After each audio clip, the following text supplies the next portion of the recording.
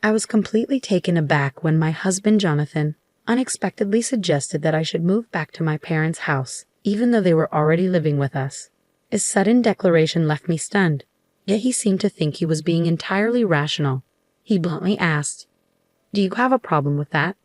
Don't argue with me. I'm fine with divorcing you if you do." His recent behavior had been cold and distant, and I had my grievances too. I had considered the possibility of divorce myself, but it didn't seem right for him to force me out of our home. As I stood there in shock, I thought to myself, I'm the one paying $3,200 for our expenses. Does he even acknowledge that? He grew agitated and demanded, "Leave this house now. My parents won't feel comfortable with you here." I couldn't understand why I needed to leave, but I agreed, saying, "Okay, I'll take all my belongings with me." Once I consented, he appeared pleased and abruptly said, "Then do it," before walking away. Immediately, I contacted a store to sell my things. My name's Betty, and I live with Jonathan, who is 3 years my senior. We met through mutual friends, and what started as a casual meeting quickly evolved into spending an entire day together. Jonathan expressed his aspirations of becoming a voiceover artist, and I was captivated by his resonant voice. I've always had a fondness for soothing tones. It seemed he felt the same attraction, as we exchanged numbers and planned more outings. Before long, we found ourselves in a relationship almost effortlessly, without ever formally discussing it. I had just graduated from college when we met, and dating someone with a bit more life experience like Jonathan was thrilling. My friend Laura expressed concerns about our 3-year age difference, but I assured her it was no big deal. I genuinely liked Jonathan and felt his affection in return, so I wasn't worried. Eventually, Laura came around, trusting my judgment. Jonathan and I had been together for 2 years when he broached the subject of marriage. I had already spoken to my parents about him, including his age, and they were eager to meet him, harboring high hopes for our future. I often wondered when he would propose, and it turned out to be during one of his regular visits to my apartment. We were just lounging and enjoying each other's company. It wasn't the most romantic setting, but it was very much Jonathan's style, and I was fine with it. When he popped a question, I simply responded, "Sure, let's get married." Perhaps we both approached the whole thing with a laid-back attitude. After the proposal, we visited each other's parents. However, I didn't quite click with Jonathan's family. When we arrived at his parents' home, the place was decorated with items that seemed to mimic old-fashioned luxury, but felt insincere. His parents were dressed in costly attire and adorned with flashy jewelry, giving off an air of trying too hard to appear affluent. Our tastes and values appeared to be quite different, and I doubted we'd get along well. During the visit, Jonathan's mother even made a disparaging remark about my appearance, which was hurtful. I was taken aback by the behavior of the family of the man I intended to marry, but ultimately, I reminded myself that I was committing to Jonathan, not his family. As Jonathan and I prepared to get married, I reassured myself that it was okay if I didn't particularly enjoy his parents' company. I wouldn't have to spend much time with them, so I chose not to let it trouble me excessively. After our wedding, as we settled into our new condo, I noticed that Jonathan seemed preoccupied with something. One day, he suddenly asked, "Hey, who was that woman in the blue dress at our wedding?" Considering there were several guests in blue, I couldn't immediately pinpoint whom he meant. "Which woman in a blue dress?" I asked, trying to recall. "You know, the one who gave a speech as your best friend," he clarified. "Are you talking about Laura?" I replied as it clicked that Laura had worn a blue dress. "Yes, that's her," Jonathan said, his tone reflecting some unease. "What's wrong with Laura?" I inquired, puzzled by his concern. "Oh, it's not a big deal," he dismissed. "The other day, I thought I saw someone who looked like her when I was on my way to work. That reminded me she was your best friend who spoke at our wedding." I was a bit baffled by Jonathan's sudden curiosity about Laura and his flustered response. But before I could delve deeper, he laughed it off and retreated to his room. Shortly after this conversation, Laura called me, bubbling with excitement. "Listen, Betty, my boyfriend's coming back to Canada next year," she shared. Laura and her boyfriend had been dating since high school, having known each other since they were kids. He had moved away during middle school, but they maintained their bond through letters and eventually reconnected in high school, where he expressed his feelings for her. I've always enjoyed Laura's romantic tales, Despite her boyfriend working at an international branch for a few years, they managed to keep their relationship strong and connected. "Well, do you think he might propose once he's back?" she pondered excitedly. "And then you guys will get married," I exclaimed, half teasing. Laura laughed and responded, "Oh, Betty, you're always jumping to conclusions. Just make sure to invite me to the wedding. I promise I'll give another heartfelt speech." "Of course. After the beautiful speech you gave at my wedding, I need you to do the same at yours. Just don't set the bar too high," I replied.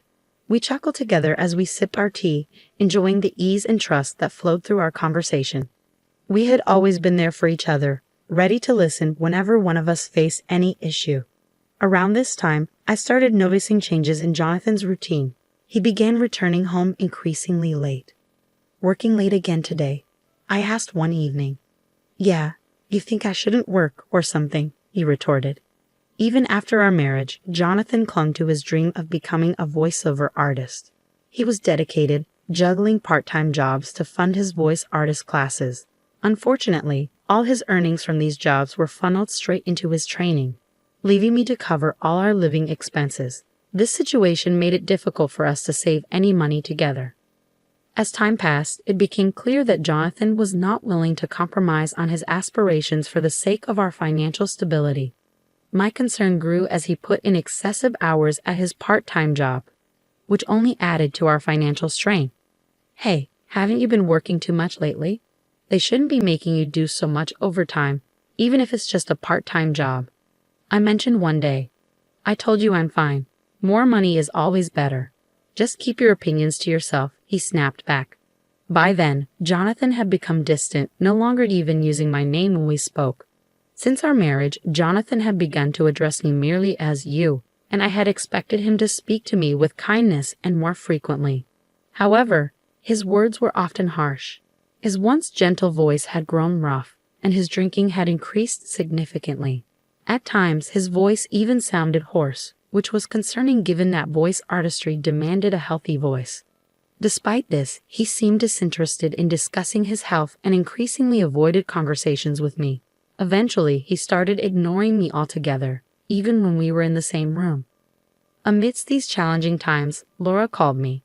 She mentioned she had something important to discuss. Given my concerns, I suggested we meet up, eager for a conversation with Laura. We decided to meet at a cafe and chose a booth with a private seating area. Laura selected our booth carefully, a spot where the counter and staff could easily see the entrance. "You chose this booth specifically?" I asked, noticing her cautious approach. "Yes," she replied. "I wanted a spot where the staff could see if there was a suspicious person outside our door." "A suspicious person? Is that related to what you wanted to discuss?" I asked, connecting the dots. Laura nodded, her expression tense. She explained that ever since she left her job about a month ago, she felt like someone was following her. Now, she even felt watched on her days off. The reason she picked a booth with a clear view was that she suspected the person stalking her might try to eavesdrop on our conversation. "Did you talk to the police about it?" I asked, concerned. "I tried, but since there's no direct contact, they can't do much," she sighed. "What about your boyfriend? Isn't he coming back in a month?" I inquired, hoping she had some support. "I thought I'd discuss it with him too, but I wanted to talk to you first. Someone close by," she explained. I understood her need for immediate support. Laura hadn't managed to get a clear view of her stalker, making the situation even more unnerving. She was too frightened to discern whether her stalker was a man or a woman. I decided to discreetly watch from a distance to try and identify who was following her. During this time, I was struggling with my troubled relationship with Jonathan and found it hard to open up about it.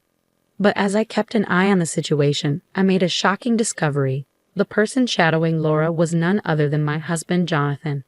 Jonathan often claimed he had to work late, but I noticed that after his shifts, he lingered near Laura's workplace and followed her as she left.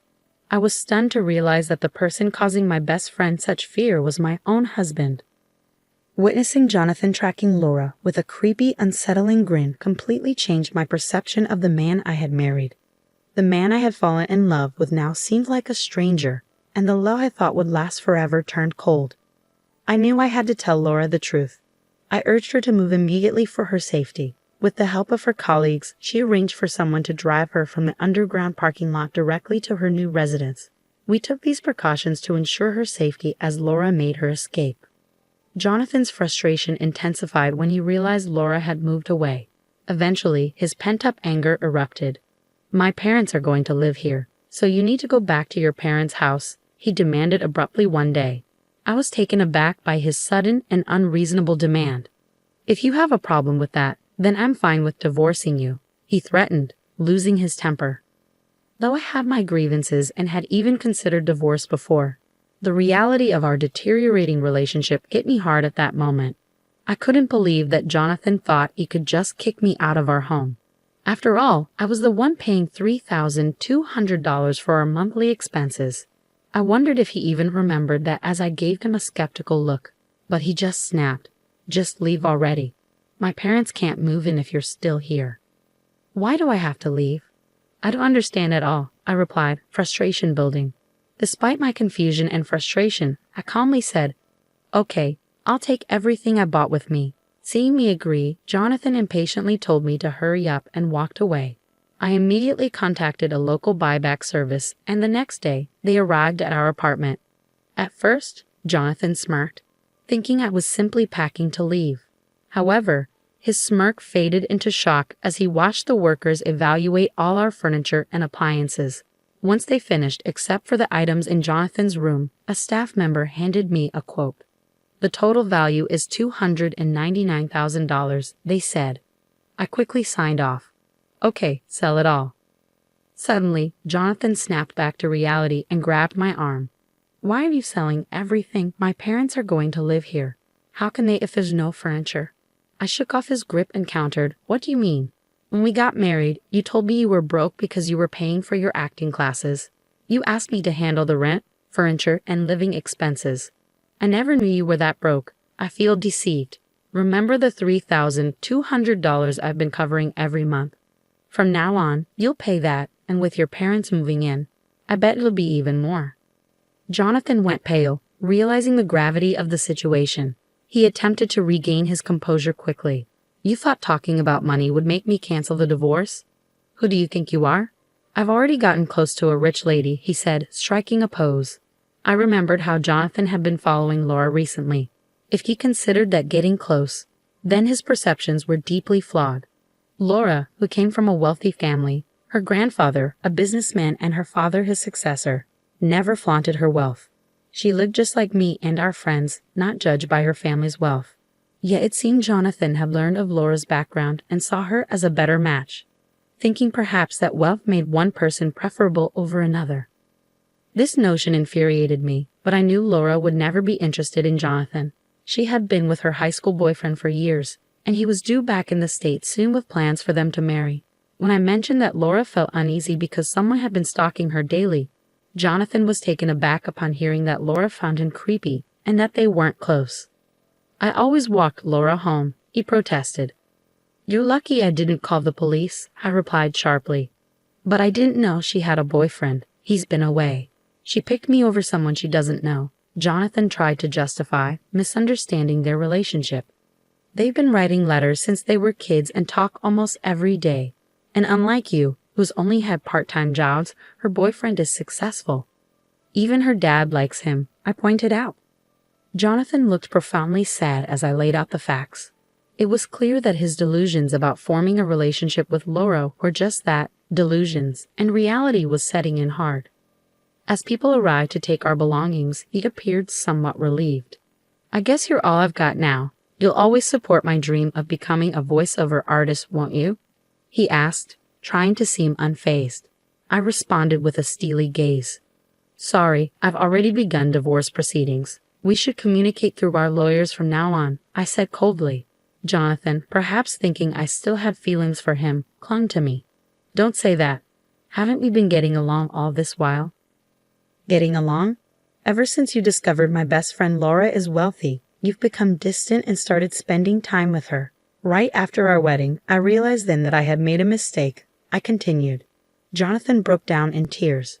Despite being older, his childish weeping made him even less endearing to me. I could no longer bear to be near him. "Enough," I snapped.